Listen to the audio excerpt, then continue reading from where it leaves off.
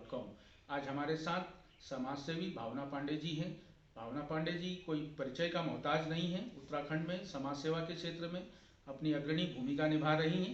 उनसे जानते हैं कि प्रदेश में इस वक्त जो राजनीतिक चहल पहल है उसके बीच भावना पांडे जी एक तीसरा विकल्प लेकर आ रही हैं। तो उनसे जानते हैं कि उनको विकल्प जो लेके आ रही हैं प्रदेश में उसको किस तरीके से देखती हैं, जनता का किस तरीके से उनको सहयोग मिल रहा है, उसके बारे में जानते हैं। मैडम नमस्कार आपको। धन्यवाद नेटवर्क 10 टीवी का। और मैं आप लोगों के माध्यम से एक चीज़ बताना चाहती हूँ उत्तराखंड की जनता को कि जब से मैंने ये शुरू किया है कहना कि मैं तीसरा विकल्प ला रही हूँ, बयान दिए, इतना अच्छा सपोर्ट मिल रहा है गांव गांव तक सोशल मीडिया के जरिए। अभी तो मैंने पार्टी बनाई नहीं है, पार्टी मैं परसों बनाने भेज रही हूँ और संविधान में बना चुकी हूँ। और इतना अच्छा सपोर्ट मिल रहा है कि आज जगह जगह मुझे फ़ोन आते हैं, हरिद्वार से, रुद्रपुर से, बाजपुर से और काशीपुर से, नैनीताल से, अल्मोड़ा से, और इवन दिल्ली के क्लबों में, क्या प्रेस क्लब, क्या कहीं पर भी देखो वहाँ से मुझे फ़ोन आते, दीदी क्या कमाल कर दिया आपने। कि मैं एक युवाओं में एक नई जान फूंकना चाहती हूँ। जो युवा डेड पड़ा हुआ है, जो युवाओं को चांस नहीं देते राजनीति में और न नौकरियों के लिए इनके लिए कुछ सोचा जाता है, तो युवाओं में एक करंट दौड़ा है इस बार। बीच में मैं आपका एक बयान पढ़ रहा था, आपने कहा था कि प्रदेश में जो आईएएस से पीसीएस लोग बनते हैं उनकी माली हालत है, हमारे उत्तराखंड के आईएएसों को पीसीएसों को आईएएस नहीं बनने दिया जा रहा है। कैसे देखते हैं, अभी सरकार ने कुछ प्रतिक्रिया उस पर दी है? देखिए, हमारे उत्तराखंड में तो चाहे पीसीएस हो, चाहे पुलिस डिपार्टमेंट के लोग हों, चाहे किसी भी तरह सरकारी डिपार्टमेंट के लोग हों, चाहे आम जनता हो, सबके साथ एक ही लाठी से हाँका जाता है। अभी कुछ टाइम पहले मुझे दिल्ली से मालूम चला कि ये लोग 2012 से अब तक न पीसीएसओ की भर्ती कर रहे और न पीसीएसओ को प्रमोशन के लिए भेज रहे हैं। ये क्यों नहीं भेज रहे?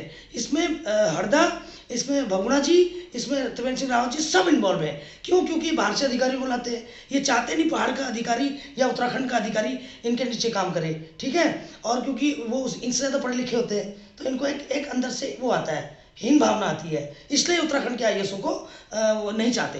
ये हमारे पहाड़ के आदमी से सिर्फ बर्तन धुलवाना चाहते हैं और सिर्फ ड्राइविंग कराना चाहते हैं, सिर्फ चौकीदार बनाना चाहते हैं। तो इसलिए मैंने पीसीएस का मामला उठाया था। मुझे दिल्ली से खबर लगी थी कि हमारे उत्तराखंड में पीसीएसओ को प्रमोशन के लिए आज 8 साल हो गए नहीं भेजा गया। उस पर मैंने वीडियो जारी किए, हल्ला गुल्ला किया। तो उसके बाद से थोड़ा सा कल मुझे सुनने में आया कि सचिवालय से मुझे फ़ोन आया कि कल कुछ एक्शन हुआ है कि पीसीएसओ की लिस्ट बनेगी अभी। क्योंकि ये पीसीएसओ की लिस्ट कौन नहीं बनाता? जितने बिहारी, अभी कुछ कोई आदमी मुझे कह रहा था यहाँ पे बैठ के ऑफिस में कि 4 बिहारियों ने घेर रखा है सीएम को। कहते 4 बिहारी सब पे भारी।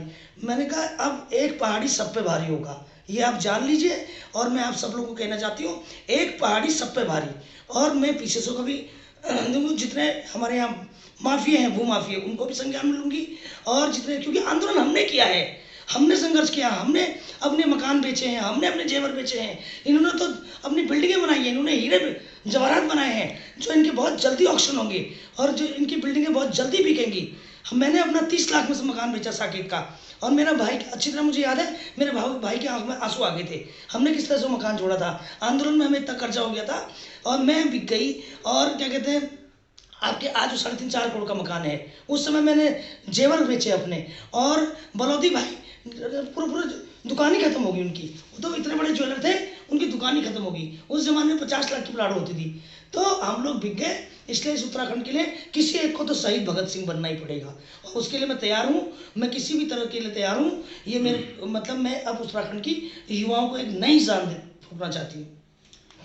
हम आपकी जनभावनाओं की कदर करते हैं, लेकिन एक सवाल मेरे जहन में है कि जब से हमारा प्रदेश बना और यहाँ पर जहाँ तक मैदानी क्षेत्रों में देखने को मिला है कि कई जगह औद्योगिक इकाइयाँ खुली, लेकिन हमारे प्रदेश के लोगों को रोजगार नहीं मिला।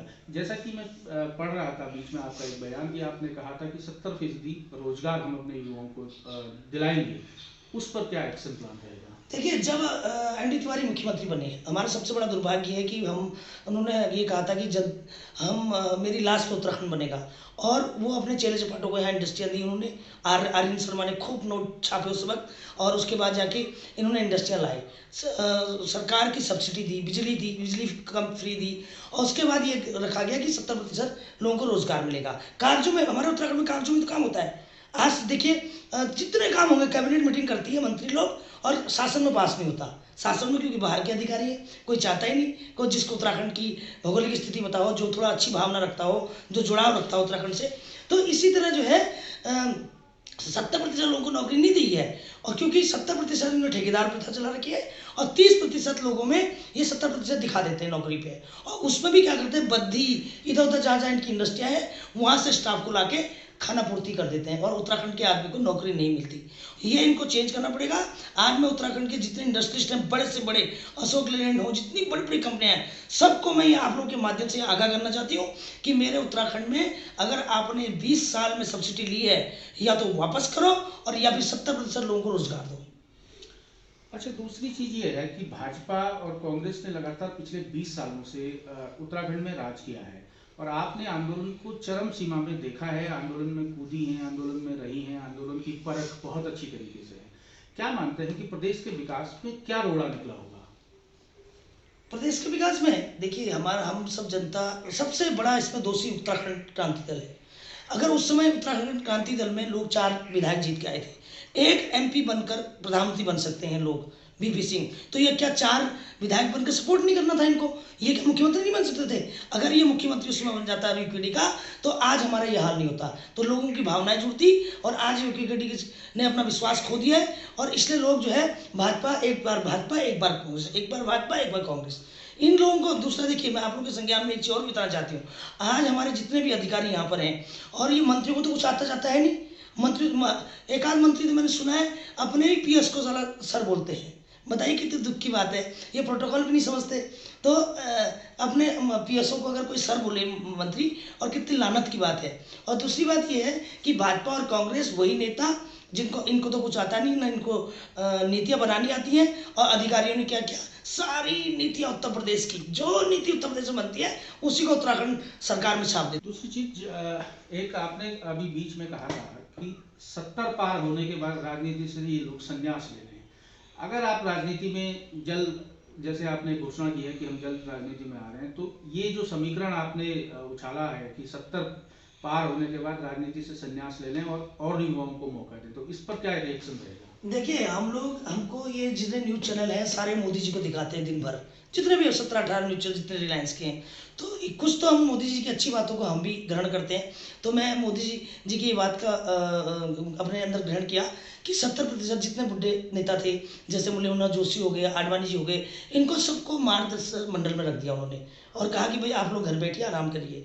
और इसी तरह मैं अपने उत्तराखंड के सारे नेता 70+ जितने भी हैं, चाहे भाजपा के हों, कांग्रेस के हों, अगर ये उत्तराखंड का कुछ भला चाहते हैं, युवाओं का भला चाहते हैं, अगर उत्तराखंड की पीढ़ी को बचाना चाहते हैं, तो ये सारे हम लोग जो विकल्प बना रहे हैं उसके मार्गदर्शक मंडल में आए, और मैं उनका स्वागत करती हूँ। आपकी क्या भूमिका है? पार्टी गठन होने वाली है जल्द ही, उसके बाद आपका क्या रिएक्शन रहेगा, क्या एक्शन रहेगा हमारे उत्तराखंड के लिए? देखिए, पार्टी गठन मेरा 1 महीने के अंदर हो जाएगा, और उसके बाद कैंडिडेट मेरे सारे तैयार हैं। देखिए, एक क्षेत्र में 5 कैंडिडेट होते हैं, भाजपा और कांग्रेस एक कोई देगी, और बाकी कोई तीसरी चौथी पार्टी मुझे दिखती नहीं है। तो एक तीसरा विकल्प आएगा, जो वो 3 कैंडिडेट होंगे, उसमें से जो जीतने वाला होगा उसको हम, अभी मेरे संपर्क में कम से कम 100-150 कैंडिडेट हैं। तो ये थे आंदोलनकारी भावना पांडे जी, जिनसे हमने आज बात की, जिनकी जो है पार्टी जल्द ही उत्तराखंड में जो है अस्तित्व में आने वाली है, जो उत्तराखंड के विकास के लिए कुछ करना चाहती हैं। वीडियो जर्नलिस्ट मयूर उपाध्याय के साथ मैं कैलाश जोशी, देहरादून।